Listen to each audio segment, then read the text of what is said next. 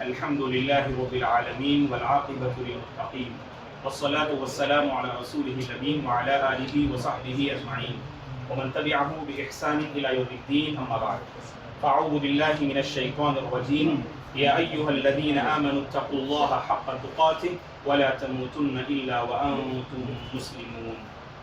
مجلس میں موجود مؤقر علماء، قابل احترام ابناء جامعہ، یقیناً یہ نہایت ہی مبارک مجلس ہے کیونکہ یہاں پر محترم مشائخ اور علماء تشریف فرما ہیں. مشائخ سے ہم سنیں یہی اصل ہے، لیکن یہ آپ محترم علماء کا تواضع، آپ کی عاجزی اور انکساری ہے کہ مجھ جیسے طالب علم کی لڑکھڑاتی زبان کو سہارا دینے کے لیے آپ کے درمیان کچھ باتیں رکھنے کا آپ تمام موقع فراہم کر رہے ہیں. اس پر ہم آپ تمام کے ممنون و مشکور ہیں. اللہ جزائے خیر دے. اللہ تبارک و تعالیٰ آپ تمام کو خوش اور آباد رکھے. آمین. اللہ تبارک و تعالیٰ کی بہت بڑی کرم فرمائی ہے کہ دارالسلام سے ہماری نسبت ہے. واللہ یہ بہت بڑی نعمت ہے. اور اسی طرح اللہ کی ایک اور کرم فرمائی ہم پر یہ ہے کہ اس کے خواص بندوں میں اس نے ہم سب کو شامل کیا. اور جس ادارے سے ہمارا تعلق ہے، جس کو ہم جامعہ دارالسلام کہتے ہیں، اس ادارے کی سب سے بڑی خصوصیت یہ ہے کہ وہ قوم و ملت کے سلسلے میں درد رکھنے والے علماء کو دیکھنا چاہتا ہے ہمارا یہ ادارہ. اس حوالے سے اگر ہم قرآن مجید کا مطالعہ کرتے ہیں، رسول اللہ صلی اللہ علیہ وسلم کی زندگی کو پڑھتے ہیں، تو یقیناً ہر عالم دین اپنی قوم و ملت کے سلسلے میں اس کو فکر مند رہنا چاہیے. اس حوالے سے چند باتیں آپ جو ہے مشائخ کی خدمت میں رکھنا مناسب سمجھتا ہوں. سب سے پہلی بات یہ ہے کہ ہم میں سے ہر ایک کو مؤثر عالم بننے کی کوشش کرنی چاہیے، کیونکہ ہم دیکھتے ہیں آج کے اس دور میں، اگر ہم یہ کہیں تو یعنی غلط نہ ہوگا، آج علماء کی کوئی کمی نہیں ہے، لیکن مؤثر علماء کی بہت کمی نظر آ رہی ہے. میادین میں لوگ کام کر رہے ہیں اپنے اپنے طور پر. ہماری دعا ہے اللہ تعالی ہم سب کی خدمات کو قبول فرمائے اور ہمارے لیے یہ خدمات ذخیر آخرت رب العالمین بنا دے. لیکن یاد رکھیں کہ میری یہ ذمہ داری ہونی چاہیے اور ہم میں سے ہر ایک کی یہ ذمہ داری ہونی چاہیے، یعنی اولین مخاطب تو اپنی گفتگو کا میں سمجھتا ہوں اپنے آپ کو، کہ ہم میں اپنی زبان میں تاثیر پیدا کرنے کی کوشش کرنی چاہیے. اور یہ بات ہم جانتے ہیں کہ تاثیر عملی زندگی سے پیدا ہوتی ہے، تاثیر تعلق باللہ سے پیدا ہوتی ہے، تاثیر خلوت و جلوت دونوں میں الہیت کو پیدا کرنے سے تاثیر پیدا ہوتی ہے. اور اگر ہم مؤثر علماء میں اگر ہمارا شمار ہو تو مختصر وقت میں ہم بہت بڑا کردار اور بہت بڑا کام ہم کر سکتے ہیں. اور اسی لیے ہم دیکھتے ہیں کہ مجھے اور آپ کو چاہیے کہ ہم اپنی جلوتوں کے ساتھ ساتھ اپنی خلوتوں پر نظر رکھیں اور اپنی خلوتوں کو بہتر بنانے کی کوشش کریں. خلوتوں میں تعلق باللہ کو قائم کریں. من اصلح ما بینہ و بین اللہ اصلح ما بینہ و بین الناس، جیسے سلف کہا کرتے تھے کہ یعنی ہر عالم دین کو سلف کے اس قول پر غور و خوض کرنا چاہیے کہ جس کا یعنی اللہ تبارک و تعالیٰ اور اس بندے کے درمیان کے تعلقات اگر بہتر ہو جائیں تو اللہ تبارک و تعالیٰ اس کے نتیجے میں اس کے اور لوگوں کے درمیان کی جو تعلقات ہیں اللہ ضرور بہتر بنائیں گے. تو آج ضرورت اس بات کی ہے کہ عوام الناس سے ہمارا جو تعلق ہے اور ہمارے جو روابط ہے تو ان میں استحکام اور مضبوطی پیدا کرنے کے لیے اللہ کے ساتھ اپنے تعلق کو مضبوط کرے. اور وہی علماء میدان میں کامیاب نظر آتے ہیں جن کا اللہ تبارک و تعالیٰ کے ساتھ بڑا گہرا تعلق ہے. تو اپنی زبان میں تاثیر پیدا کرے، مؤثر علماء جو ہے بننے کی کوشش کرے. اور اسی کے نتیجے میں ایک اور بات وہ یہ ہے کہ فکر مند عالم ہمیں بننے کی ضرورت ہے. فکر مندی بہت بڑی نعمت ہے جو ایک عالم دین کے اندر پائی جاتی ہے. اگر فکر مندی نہ ہو تو انسان اپنے ذاتی مفادات کی دنیا میں مطلب جو اس قدر مصروف ہوتا ہے کہ اسے بس اپنی ذات کی فکر ہوتی ہے، نہ اپنوں کی فکر ہوتی ہے نہ اوروں کی فکر ہوتی ہے. اور آپ جانتے ہیں کہ مطلب دارالسلام نے جو مختلف مقامات پر جو شاپوں کو یعنی جو کا قیام جو عمل میں آیا، اس کے 4 بنیادی مقاصد ہیں. ایک اصلاح نفس، اصلاح امت، دعوت دین اور خدمت خلق. سبحان اللہ. ان 4 مقاصد پر اگر ہم غور کریں تو یقیناً ہر عالم دین کو اپنی ذات کی بھی فکر کرنی ہے اور امت کی بھی فکر کرنی ہے. یعنی ایسا نہ ہو کہ بعض ایسے علماء جنہیں اللہ تبارک و تعالی ہدایت دے اوروں کے سلسلے میں بہت فکر مند نظر آتے ہیں لیکن اپنی ذات کے سلسلے میں بالکل مغفل نظر آتے ہیں، صرف مصلح بن کر کام کرتے ہیں اور صالح جو ہے یعنی صالحین کی فہرست میں ان کا شمار نہیں ہوتا ہے. جہاں ہم اللہ سے یہ مانگتے ہیں اللہم اجعلنی من المصلحین، وہیں پر اللہ سے یہ دعا کرنی چاہیے اللہم اجعلنی من الصالحین. وہیں پر بعض علماء سے غفلت یہ ہوتی ہے کہ اپنی ذات پر پوری توجہ دیتے ہیں، اللہ جزائے خیر دے، لیکن ہم اپنی ذات سے کہیں زیادہ اپنوں کو اور امت کے سلسلے میں فکر کرنا یہ ہماری بنیادی ذمہ داری ہے. تو فکر مندی پیدا کریں اور اللہ تبارک و تعالیٰ سے اس حوالے سے دعا بھی کیا کریں، کیونکہ رسول اللہ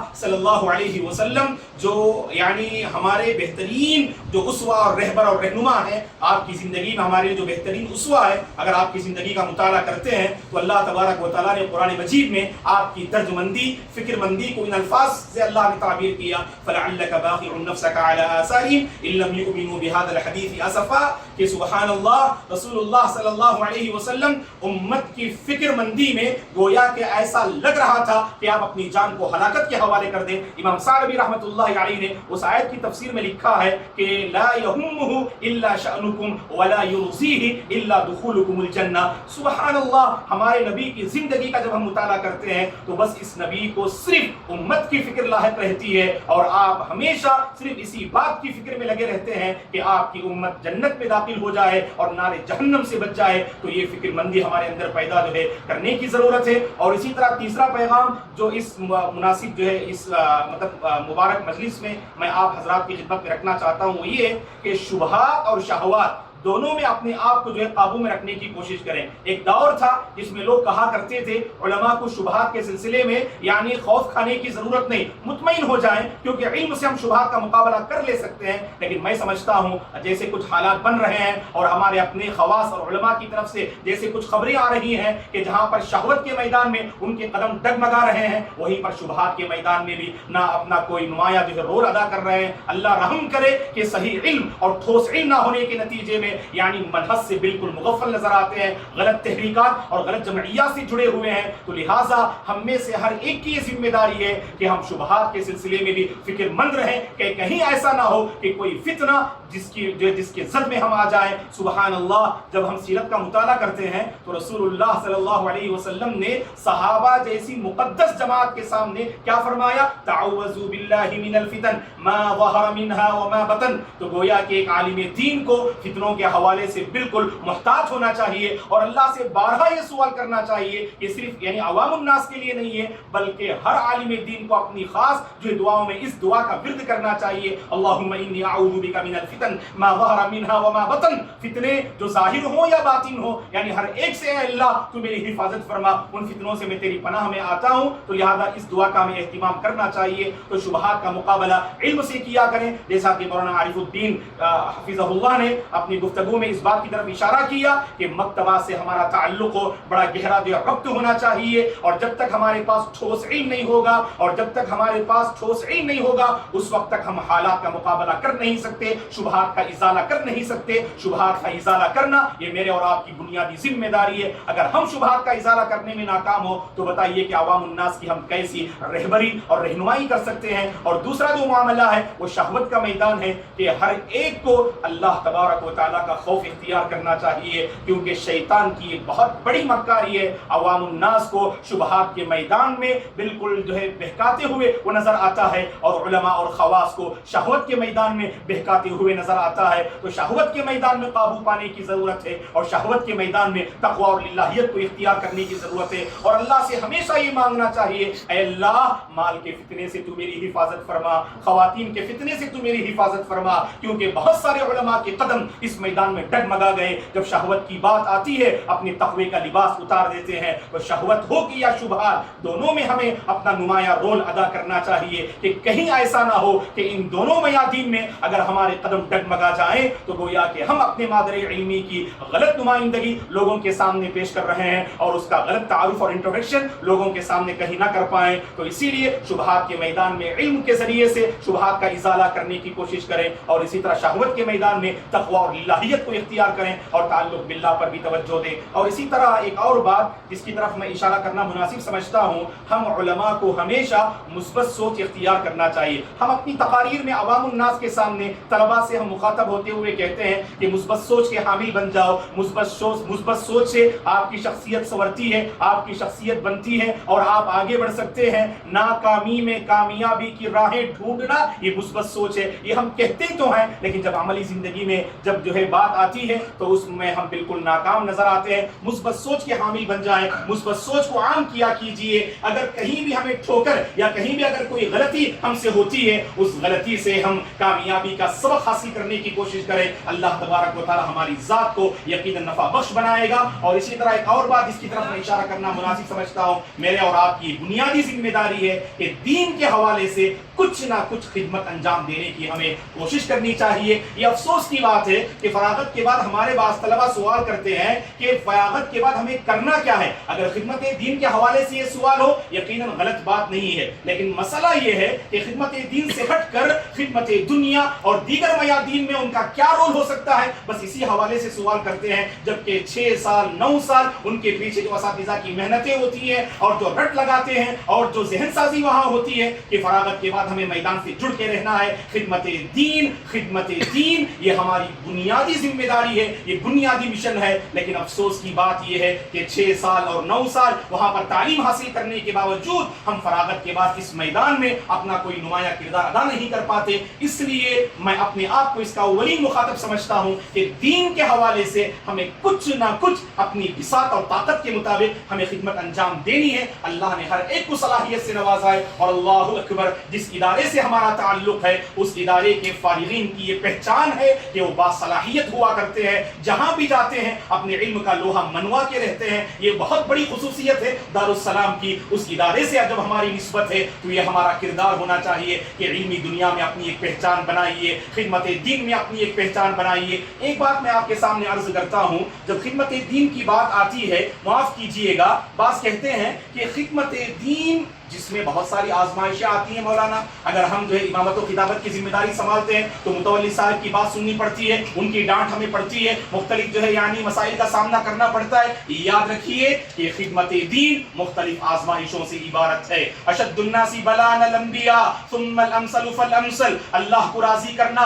ये हमारी जिंदगी का बुनियादी मकसद हो और इस राह में आने वाली हर रुकावट का मुकाबला सब्र और तहम्मुल से किया कीजिए, ईमान से किया कीजिए। अल्लाह जरूर आपके मुस्तकबिल को रोशन करेगा और आपकी सलाहियतों से उम्मत की एक बड़ी तादाद को फायदा पहुंचाएगा। जैसे ही कदम रखते हैं इमामत और खिताबत और तदरीस में, आने वाली कोई एक मुश्किल घड़ी आती है, बिलफौर अपने दामन को वहां छुड़ा लेते हैं और उसके बाद वहां तहिया करते हैं, अल्लाह की कसम इसके बाद मैं कभी इमामत नहीं करूंगा, कभी खिताबत का फरीज़ा अंजाम नहीं दूंगा। याद रखिए ये सोच ये सिर्फ आपको तबाह बर्बाद नहीं करती बल्कि आपसे जुड़ी एक उम्मत के अरमानों का खून करती है। ऐसी सोच के हामिल ना बन जाएं, बल्कि हमारी जिम्मेदारी होनी चाहिए। अल्लाह ताला ने जब तक मुझे ताकत दी है और जब तक मेरी अपनी जिंदगी में ये सांसें चल रही हैं, उस जिंदगी की आखिरी सांस तक खिदमत दीन ये मेरी जिंदगी का बुनियादी हदफ होगा, बुनियादी मिशन होगा। याद रखें, अगर फिक्रमंद आलिम दीन हो उसकी पहचान ये है कि अगर वो दुनियावी मशागिल में मसरूफ हो, दुनियावी मशागिल में मसरूफ रहते हुए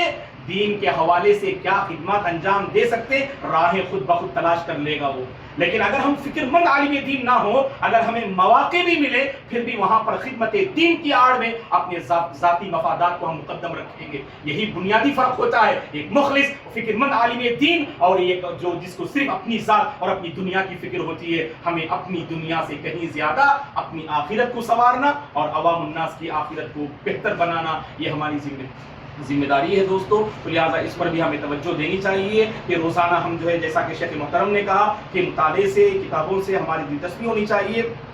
यकीनन मेरे अंदर भी बहुत बड़ी कमजोरी है कि हमारे अपने पास कोई मंसूबा बंदी नहीं है। जब तक जामिया में थे بہت سارے فارغین سبحان اللہ طلب علم کے مرحلے میں جب ہم دیکھتے ہیں دودۃ الکتب کیا کہا کرتے تھے، انہیں کتابوں کے کیڑے کہا کرتے تھے، لیکن فراغت کے بعد کئی مہینے اور سال گزر گئے، ایک کتاب پڑھنے کا موقع نہیں ملا، ایک کتاب ہم ختم نہیں کر پائے، اور ایک مرتبہ قرآن مجید کا ہم نے مکمل جو ہے یعنی اس کی تلاوت ہم نے نہ کی۔ یہ کس قدر افسوس کی بات ہے۔ دو چیزوں کو اپنی زندگی کا جزء لا ينفك بنا لیجئے، ایک تلاوت قرآن ہے اور ایک مطالعہ ہے، یعنی کوئی دن ایسا نہ گزرے جس میں اپنے طور پر میں متعین کر لوں کہ 3 صفحات یا 5 صفحات سے کم میں مطالعہ نہ کر پاؤں، اس دن میری نیند میں خلل ہونا چاہیے، جس دن میرا اپنا مطالعہ نہ ہو پائے اٹھ کر بیٹھوں، اور جب تک مطالعہ نہ کر پاؤں اس وقت تک مجھے چین کی نیند حاصل نہ ہو۔ اگر یہ ہماری سوچ بن جائے تو انشاءاللہ ہر ناحیے سے ہماری اپنی شخصیت کے اپنی ذات کے لیے اور اوروں کے لیے نفع بخش ثابت ہو سکتی ہے۔ اس موقع پر ہم جمعیت ابناء قدیم کے محترم ذمہ داران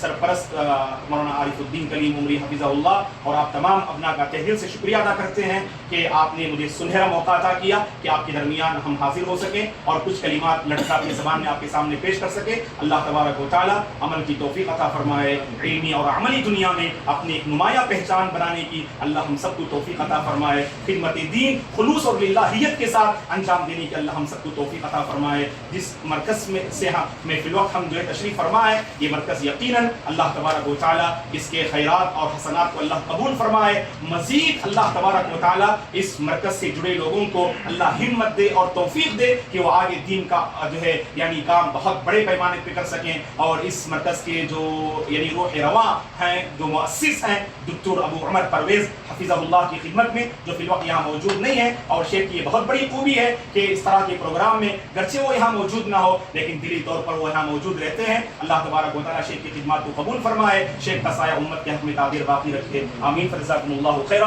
اقول قولی ھذا واستغفر اللہ لی ولکم۔